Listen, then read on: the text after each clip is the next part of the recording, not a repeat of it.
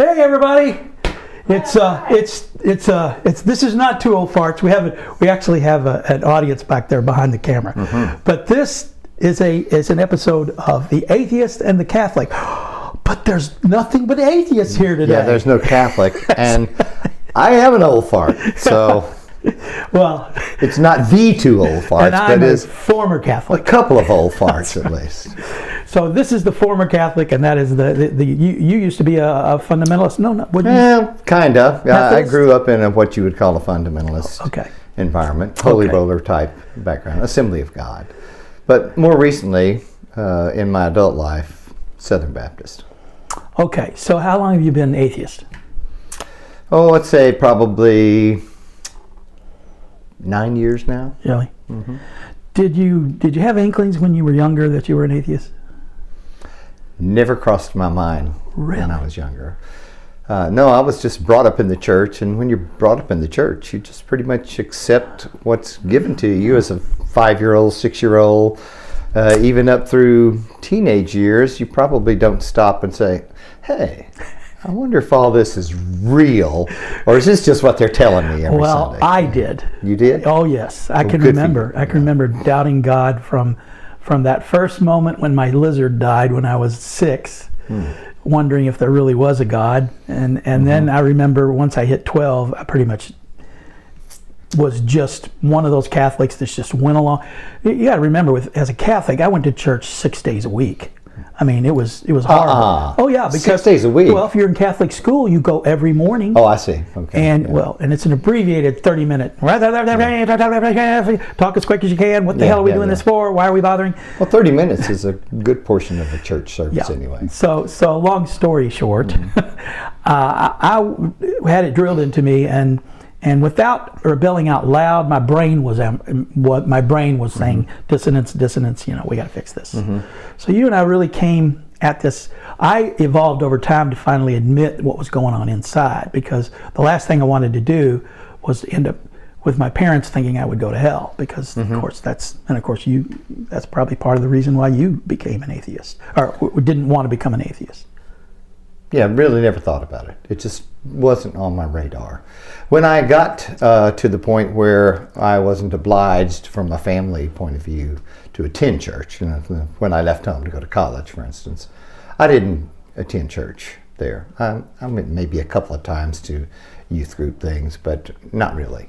So at that point, I just kind of stopped all interest in anything theological, and live life without any influence from church or not. Do you think that lack of weekly influence was stopping the brainwashing, or what do you think about the whole idea that you're going in to get brainwashed every week? I didn't think about it. I just didn't think about it. I quit going to church because I knew I wasn't a big fan of it, but I never looked at church and said, I wonder if this is true or not. I just didn't want to have to go.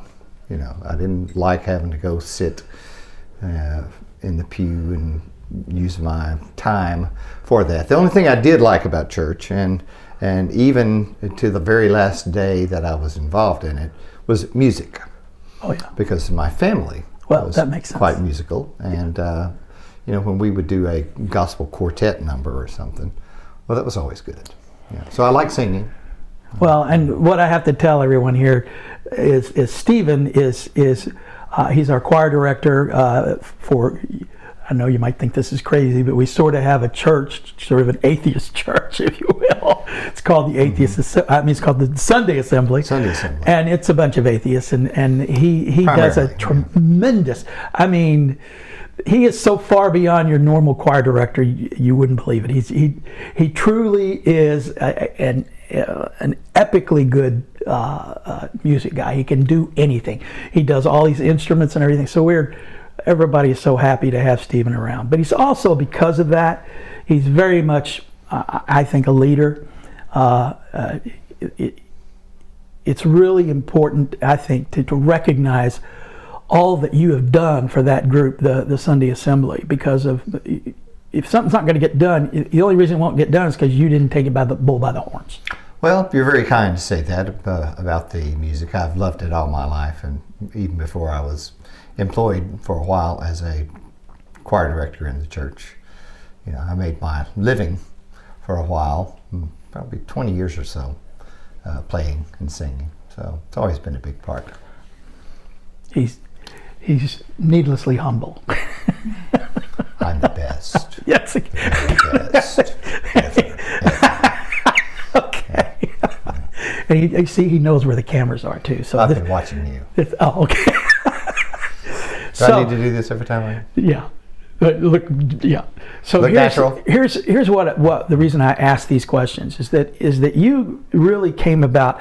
If I read you right, you sort of came through a not a gradual transition, but almost a crossing of the Rubicon moment compared to me, which was I sort of always knew I was an atheist. I just gradually accepted it.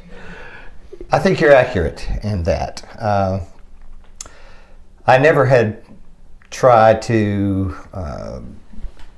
really examine if deep in my heart I believed everything that I was participating in.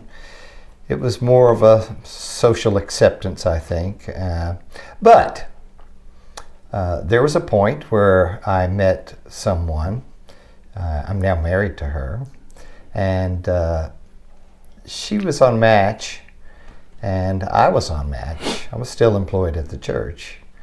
And even though she had it out there in her profile that she was not religious in any way, and that wasn't her thing, somehow or the other, we managed to arrange to go on a date. And so she lured you away from God. She took me right out of the church. She lured me out. Isn't that always the way? Well, you know, I think I told her this even before leaving the church, that I didn't think that the church and my belief structure was so much a part of me that it could never work to be with somebody whom you otherwise are much in sync with, except for that one thing. That was probably wrong, but you had to be leaning that way before. Well, I think it's because, like I said, I didn't think a whole lot about it, and when I wasn't really so firmly entrenched, because I had examined it and come to this conclusion that it was there, but it didn't seem like it would be, you know, that big of a deal if somebody challenged my beliefs, as long as everything else about the person, you know, disposition, sense of humor, other common interests was enough. I always thought that maybe that wasn't such a big part of my life, that if it wasn't such a big part of someone else's, their theology, that the rest of it couldn't be enough to... I think I can honestly say that your lack of theology is a major part of your life now. Oh, it is. It is. It's a big part. When we started dating, one of the things we would do a lot of times is just read in the evenings. And one of the first books we read was Dan Barker. It's called Godless. And his story really hit home with me because he was an ordained minister and also a music director, very skilled musician. And he went through a transition like that. And he pointed out some of the things that kind of led him to the point where he had to finally say, you know, I really don't believe this. And like a lot of people who are employed in the work of the church, it was a tough thing, I'm sure, for him. And it was kind of tough for me to say, well, okay, I'm not going to have that weekly musical thing that I can enjoy, and I'm not going to be getting paid as a second job. I had another job at the time, but it's still a substantial amount of additional income. Turns out the Lord provided. Because when I didn't have to pay tithes and I had all that spare time, I didn't really miss the income after all. So it was good. I think that in listening to you, I hear what is a more common path. My path was different.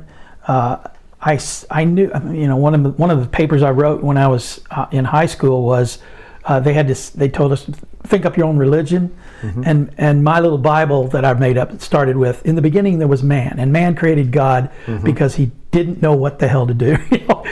Basically, that's always been my belief. But I didn't say it out loud. I live in the South, and there's a whole lot more people here that would condemn that kind of thinking. And I have seen people change the way they behave around me if they find out I'm an atheist. Our next door neighbor is a great example.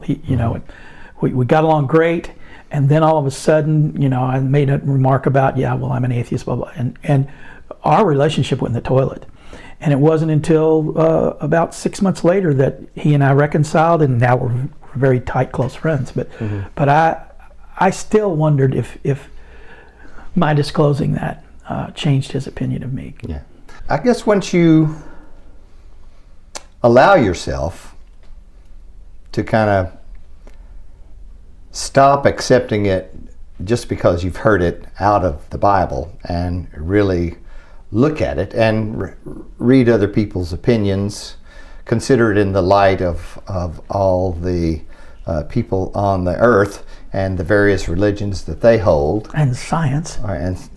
Then it's pretty easy then to see that there's just a lot that you can never reconcile out of that. I mean, you have to believe that people came back from the dead. You have to believe that an axe head floated on the water, that the sun stood still in the sky, those sorts of things. And those are things that, out of the context of being in a scripture, you would never believe them. No, exactly. And I can't get that. I cannot get that point across when I'm talking to non-Christians, because they typically grill me if they found out I'm an atheist, and they always want to know, where do you go when you die? And I go, why does it occur to you? I know the answer to this, but why do you think you get to live forever? The dogs don't, the trees don't. Everything about this earth tells us that we're recycled as not as another human being, but as dirt that feeds the plants. What makes you think you're special? I don't get that. Yeah. But they don't get me. They don't understand how somebody could say that there's such a world that laws are created by man, not God, and that we don't need God to create a decent and open and loving society. Yeah. Yes, the fact that there are so many versions of God that have come and gone throughout the ages. The current ones that are around are just another iteration. But they all do the same thing. They all make that same stupid claim. They all make the same claim. You don't believe this, then you're going to hell. You don't believe our brand, you're going to hell. Well, if you take it as a cultural thing, and not so much that everybody who's involved in it is literally believing all those things, and it's a little easier to see where being in a community of some sort has an advantage in your life. You just said it right there. They don't literally believe. They won't admit that they don't literally believe. But often I find when somebody asks me what religion I am, and I say I'm an atheist Catholic, because I recognize part of me is Catholic, and if I say that and there's another Catholic, they immediately laugh because they know exactly what I mean. And if they're not Catholic, they go, "What do you mean by that?" Catholics get it. It's like there's this dichotomy of this religion that makes no sense. Yeah, I don't think that you would find too many Southern Baptist or Assembly of God that said, I'm an Assembly of God atheist. That probably wouldn't fly. No, it wouldn't. It's a little different take.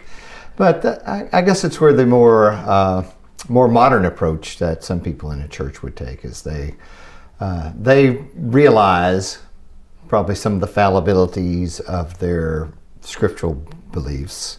But there's enough about the community, the potlucks, the people that you meet, some moral teachings that can be helpful. Not everything out of Holy Scriptures here or in other religions needs to be discounted. Some of it is good. But to me, it really does boil down to whether or not you can accept your own mortality, because there's a thing called Pascal's wager. Yeah. And what so many people do, and maybe more intelligent people I'm talking about here, but they hedge because they pretty much know that they're an atheist, but they don't want to admit it because of the possibility that there might be an afterlife.